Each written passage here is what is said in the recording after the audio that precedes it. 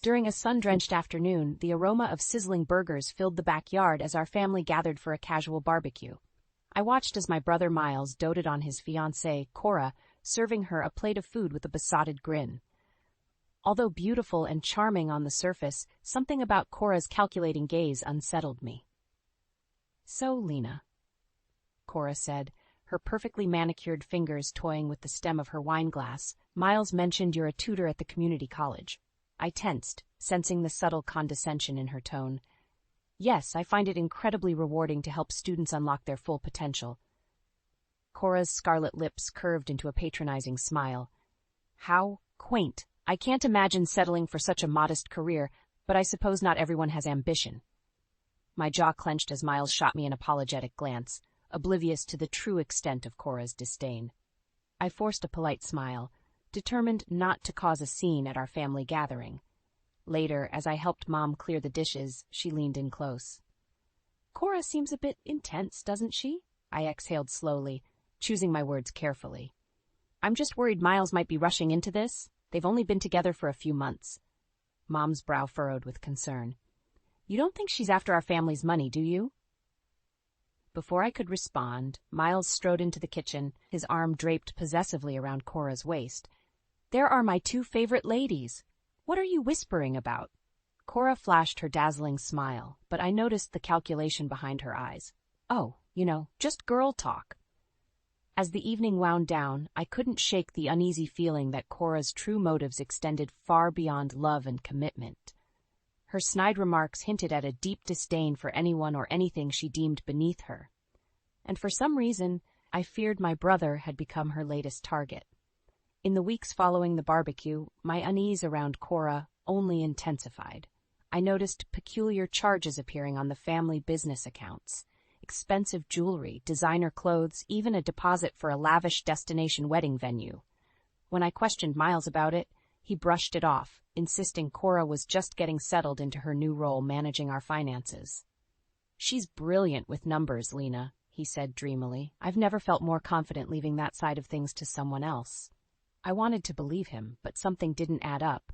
How could this near stranger have earned such blind trust so quickly? One evening, I stopped by Miles' apartment unannounced, hoping to catch Cora off guard. She opened the door, her perfectly coiffed hair and immaculate makeup striking for that late hour. "Lena, what a surprise," she purred, not bothering to hide her disdain. "Miles isn't home from the office yet. Actually, I wanted to talk to you." I pushed past her into the living room, unfazed by her narrowed eyes. "I've noticed some irregular expenses on the business accounts you're managing." Cora's expression remained infuriatingly calm. "Oh? Like what?"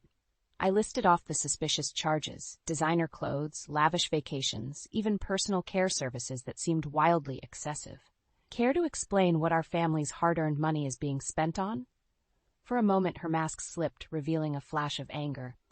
But just as quickly, the placid smile returned. "Lena, darling, you worry too much. Can't a woman treat herself occasionally?" She trailed a finger along my arm, her voice taking on a sickly sweet tone. "Why don't you find yourself a nice man and leave the business matters to me?" I jerked away from her touch, repulsed.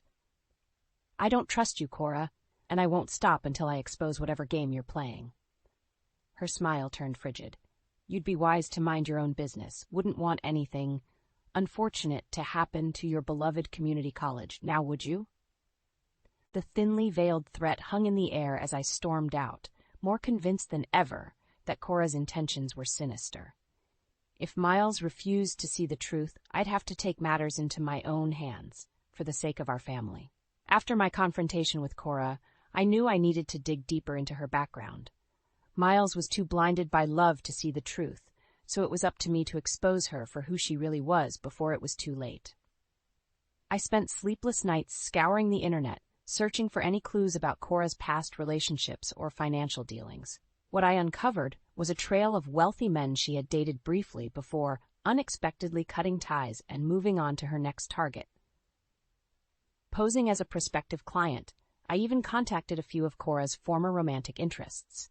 The stories they told painted a disturbing picture, one of manipulation, deceit, and a ruthless pursuit of money and status. "She love-bombed me at first," one man confided over the phone, his voice laced with bitterness. Showered me with attention, made me feel like the luckiest guy in the world, but as soon as I signed over power of attorney, she drained my accounts and disappeared. Another disclosed how Cora had pressured him into an accelerated wedding timeline, only to call it off at the last minute and walk away with the non-refundable deposits. With each new revelation, my determination to stop Cora grew stronger. She was clearly a master of deception, and Miles was headed down the same tragic path as her previous victims if I didn't intervene. Meanwhile, Cora's schemes showed no signs of slowing down. She insisted on hosting an over-the-top engagement party, under the guise of celebrating their love, but likely as another opportunity to flaunt her illicit wealth. "We simply must have it at the Grand Pavilion Ballroom," she gushed to Miles one evening when I stopped by unannounced. "It's the most exclusive venue in town." Miles beamed, utterly captivated. "Of course, my love, whatever you desire." She caught my skeptical gaze and smirked. "Lena, you're welcome to come as well, if you can find something suitable to wear from the community college's bargain bin." I bit back the urge to slap that smug grin off her face, reminding myself that confrontation would only cause Miles to further retreat into her web of lies. As I left, Cora's parting words cut like a knife. "I'd watch your back if I were you. You never know when something might slip through the cracks." Her vague threats only strengthened my resolve. If Cora thought she could bully me into submission, she was sorely mistaken. This was war, and I wouldn't rest until I reclaimed my brother from her toxic clutches. As the days ticked down to the engagement party, Cora's manipulation tactics intensified. She paid a visit to my parents, batting her long lashes as she spun an elaborate tale about investing in a once-in-a-lifetime business opportunity that required a hefty cash infusion. "It would secure all of our futures," she said, her voice dripping with false sincerity, "but we'll need your financial support to make it happen." My heart sank as I watched my normally sharp-witted parents get ensnared in Cora's deceitful web. Dad nodded enthusiastically, smitten by her charm offensive, while Mom wrung her hands with concern. "I'm not sure we have that kind of money readily available," she fretted. Cora's smile remained plastered on, but her eyes flashed with impatience. "Surely you could liquidate some assets or take out a loan against the family business? Miles and I would pay you back tenfold once this deal goes through." Before they could respond, I burst into the living room, unable to stay silent any longer. "Don't do it. She's lying to you, to all of us." Cora whirled toward me, her expression contorting into a venomous glare. "How dare you barge in here and make such accusations?" "Because it's the truth." I shot back, my voice rising with pent-up frustration. "I know all about your history of scamming wealthy men, Cora. You're nothing but a con artist." For the first time, real panic flickered across her features as she struggled to regain her composure.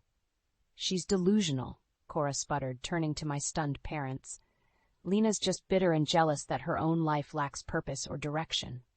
My fists clenched at my sides as Mom gaped at us, utterly bewildered. Dad's expression hardened as he considered Cora's deceptively innocent demeanor. "Is this true, Lena?" he asked gruffly. "Because if you're making outlandish claims with no proof, that's a line I won't tolerate." I took a deep, steadying breath. "I have proof. Lots of it." Reaching into my bag, I pulled out the dossier I'd compiled. Bank statements, testimonies from Cora's former flames, even a nugget about a prior arrest for financial fraud that had been expunged. Cora paled as I slammed the stack of papers on the coffee table with a thud. Her green eyes, so adept at feigning warmth, now blazed with undisguised hatred. "You'll regret this," she hissed through gritted teeth. I leveled her with an icy glare. "No, Cora. You're the one who's going to regret ever messing with my family." With that vow lingering in the tense silence, I turned on my heel and stormed out, my mind already formulating a plan to put a stop to Cora's twisted games once and for all. In the aftermath of my confrontation with Cora, I wasted no time coordinating my next move. I knew her vindictive nature meant she would likely retaliate, so I had to strike first and decisively. I gathered a small group of trusted relatives, my Uncle Jack, Cousin Emma, and Miles's childhood best friend, Alex. After swearing them to secrecy, I laid out the incriminating evidence I'd compiled on Cora. "This woman is out to bleed our family dry," I declared, sliding copies of the dossier across the table. We need to expose her lies at the engagement party before she has a chance to make her next play. Uncle Jack stroked his graying beard, eyes narrowed in contemplation. I always had a bad feeling about that one. Count me in. Emma and Alex exchanged a loaded glance before nodding in solemn agreement. With my covert team assembled, we began mapping out an airtight plan of attack.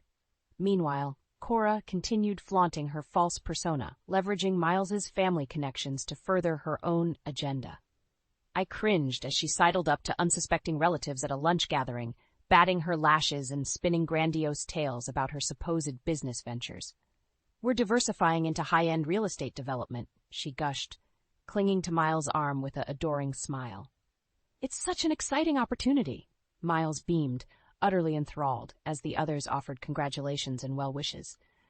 Only my dad regarded Cora with a measure of skepticism after my damning revelations. As the party drew nearer, tensions mounted. Cora caught me leaving the house one afternoon, her eyes glittering with unveiled malice. I know what you're up to, she hissed, strutting toward me with fists clenched. You and your pathetic little crew can try to take me down, but I'll bury you all. I refused to flinch, squaring my shoulders as I met her venomous glare. I'm not afraid of you, Cora. It's over. A cruel smile curved her painted lips. We'll see about that. The night before the party, my phone pinged with an ominous text from an unknown number. Give it up, or you'll lose everything. Attached was a photo of the community college where I taught, the implication clear. I shuddered, but my resolve didn't waver. Cora had upped the stakes, but she had no idea what I was capable of to protect my family. Tomorrow would be her ultimate reckoning. The Grand Pavilion ballroom glistened with opulence, the crystal chandeliers casting a warm glow over the lavish floral arrangements and white linen tables. But beneath the glamorous facade, an undercurrent of tension rippled through the air. Cora swept into the venue on Miles's arm, resplendent in a slinky emerald gown that left little to the imagination. Her smug smile faltered infinitesimally when she spotted our covert team stationed at strategic points around the room. Tonight will be a night to remember, she purred into Miles's ear, tightening her grip on his bicep. Just wait until you hear the announcement I have planned.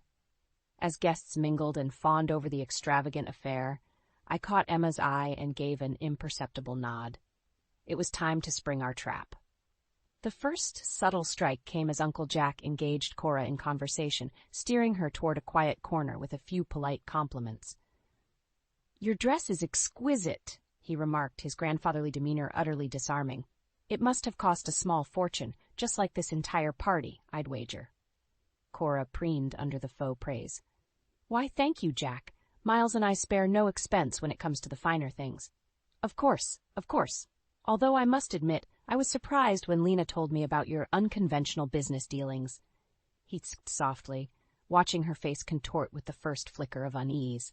Fraud, extortion, swindling wealthy bachelors out of their fortunes. It's all a bit unsavory, wouldn't you agree? Cora's mouth dropped open, but before she could respond, Emma sidled up with a conspiratorial grin. Oh, Aunt Cora, you simply must meet my friend Claire, she chirped, gesturing toward the sour-faced woman at her side. She's dying to share her experience dating you a few years back. As Claire launched into a diatribe about the thousands Cora had conned out of her, I watched the blood drain from cunning schemer's face. Nearby, Alex began questioning Miles about the astronomical party costs, while casually mentioning his concerns over Cora's misuse of funds. Within minutes, a hush fell over the ballroom as Cora's panicked gaze flickered between the damning witnesses closing in from every angle.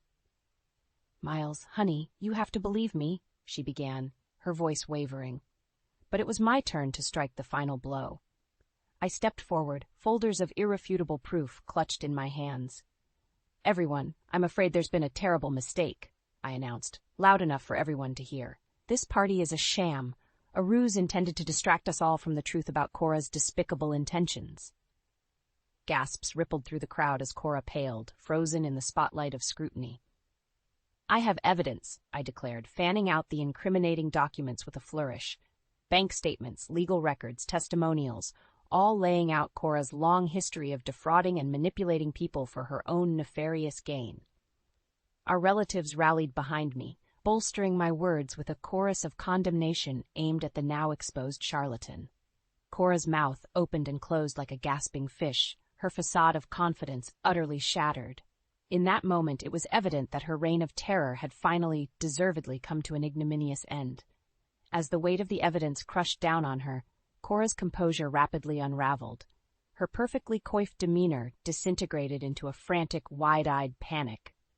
"Miles, darling, you can't possibly believe these ridiculous lies," she cried, grasping his arm with claw-like desperation. "It's all a big misunderstanding."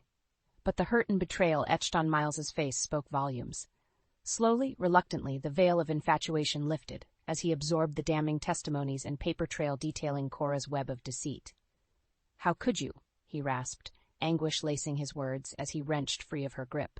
"You used me, my family, for your own selfish gain?" Cora opened her mouth, but no coherent defense emerged, only a strangled whimper as the stark reality crashed down upon her. She was finished, exposed for the callous con artist she truly was. As the stunned silence stretched on, Dad stepped forward, his expression grave. "I think it's time you left, Miss Jennings, and I'd advise against any further contact with my family." The use of her full name seemed to jolt Cora from her stupor. With a last desperate pivot, she swept a hand through her perfectly coiffed tresses and attempted a tremulous pout. "Please, I never meant for things to go this far," she simpered, sickly sweet. "I fell so deeply in love with Miles that I lost my way for a bit, but I'm willing to make amends, do anything to prove my devotion." Miles recoiled as if struck, his jaw tightening with righteous indignation. "Save it. I don't want to hear another word from you." His cold dismissal seemed to finally pierce Cora's delusional armor. Her attempts at manipulation collapsed entirely as bitter fury contorted her delicate features into an ugly sneer. "You'll regret this," she spat in my direction, green eyes blazing with visceral hatred. "All of you." But her vitriolic threats rang hollow against the wall of familial solidarity that had rallied against her depravity. We stood united, an impenetrable front that her malice could never breach. With a last contemptuous glare, Cora gathered the tattered shreds of her dignity and stormed out, the click of her designer heels fading into blessed silence. Gradually, the tension in the room dissipated as the truth of Cora's treachery sank in. Miles remained still as a statue, absorbing the emotional fallout, until Mom enveloped him in a comforting embrace. "It's going to be all right, sweetie," she murmured, stroking his hair with maternal tenderness. "We're here for you." Tears glistened in his eyes as he clung to her, finally allowing the anguish to flood forth. But even in his heartbreak, a glimmer of hope shone through. The knowledge that he had us, his stalwart family, to help guide him through the wreckage.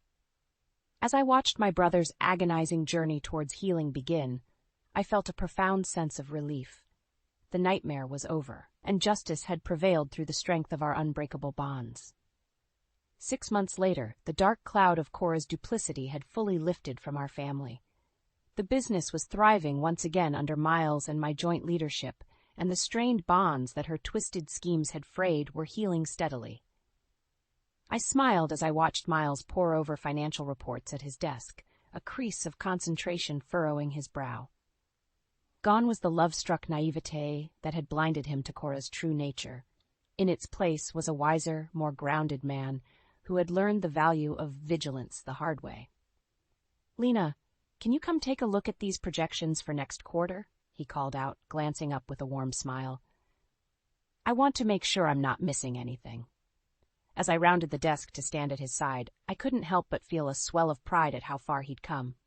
In the aftermath of Cora's exposure, Miles had thrown himself wholeheartedly into restoring the family business, determined to atone for the mistakes and vulnerabilities that had nearly spelled our ruin. "Everything looks solid to me," I assured him, scanning the spreadsheet with a practiced eye. "Though I think we could afford to be a bit more aggressive with the marketing budget for that new product line." Miles nodded thoughtfully, jotting down a note. "You're probably right. I trust your instincts." The easy camaraderie and mutual respect between us was a far cry from the strained tensions of months past.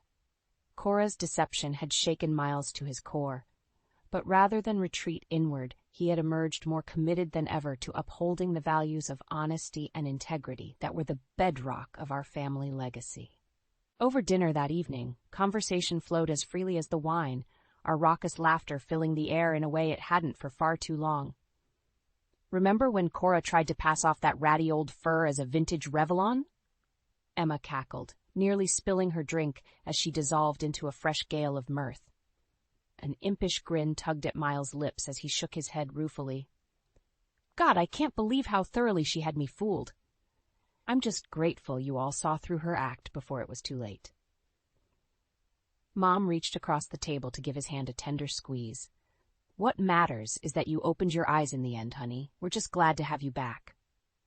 As the night wound down and our boisterous clan gradually dispersed, I found myself alone on the back patio, gazing up at the twinkling canopy of stars.